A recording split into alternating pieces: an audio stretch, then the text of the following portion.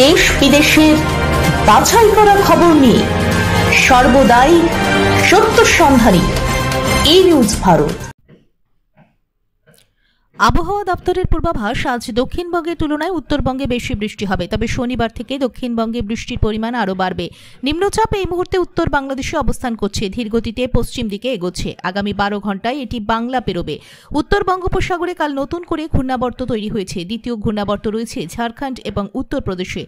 এর প্রভাবে শনি এবং রবিবার পশ্চিমবঙ্গ ওড়িশায় মৎস্যজীবীদের সমুদ্রে যেতে নিষেধ করা হয়েছে। যারা সমুদ্রের ভেতরে রয়েছেন উত্তর বঙ্গোপসাগরে, তাদের আজ বিকেলের মধ্যে ফিরে আসতে নির্দেশ দিয়েছে আবহাওয়া দপ্তর। উত্তর বঙ্গোপসাগরে ঘূর্ণাবর্ত নিম্নচাপে পরিণত হতে পারে। উত্তাল হবে সমুদ্র। 50 থেকে 60 কিলোমিটার বেগে দমকা ঝোড়ো হাওয়া বইতে পারে। শুক্রবার ভারী বৃষ্টির সতর্কতা থাকবে উত্তর ও দক্ষিণ 24 পরগনা, পূর্ব ও পশ্চিম মেদিনীপুরে।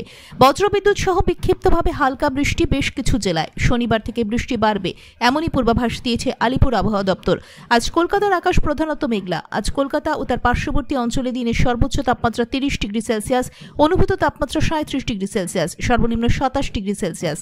বাতাসে আপেক্ষিক আর্দ্রতার পরিমাণ 88%। গত 24 ঘন্টায় বৃষ্টি হয়েছে 22 মিলিমিটার। ব্যুরো রিপোর্ট, ই নিউজ ভারত।